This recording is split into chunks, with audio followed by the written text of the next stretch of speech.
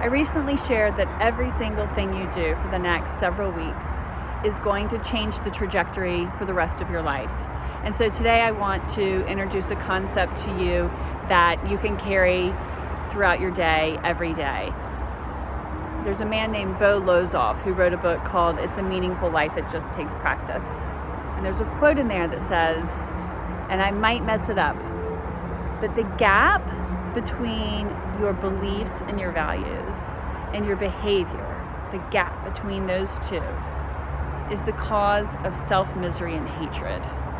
And so I want you to imagine that you're in the Utah canyon country and you're hiking around and you're on the red rock and you see a crack and you step over it.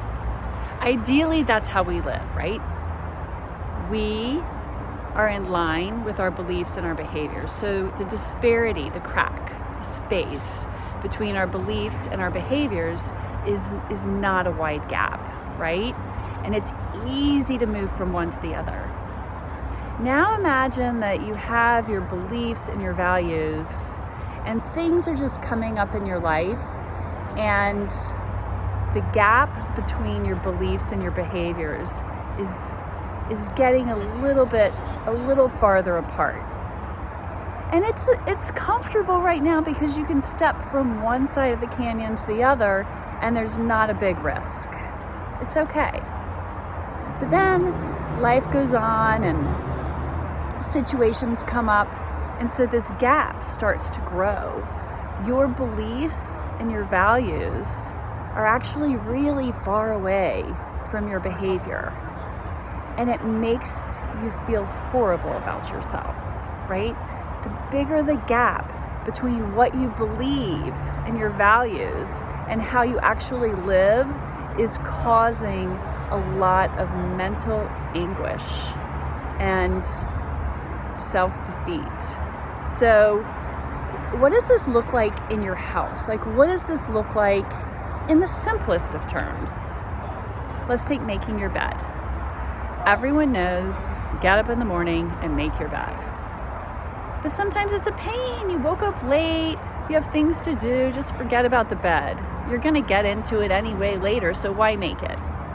Well, actually, doing something nice for yourself first thing in the morning feels really good. And it takes about 30 seconds max. Coming home at the end of your day and seeing your bed made feels like a little gift you give to yourself. So that's one example of the gap between our beliefs and our behaviors. Another one is gossiping isn't very nice. I don't want anyone gossiping about me. They can come up and ask me myself, but I don't like the idea of people gossiping about me. I don't like gossiping about other people. I'd rather have a heart-to-heart conversation with this person and share what I'm frustrated about. So gossip is another thing. None of us believe in gossip. None of us have a value that gossip is something that defines who we are and how we want to be known in the world. But we do it.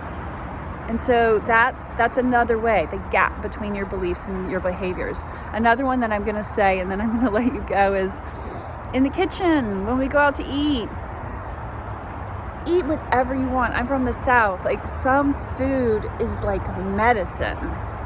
And sometimes we behave in a way that isn't in line with our values and what we want.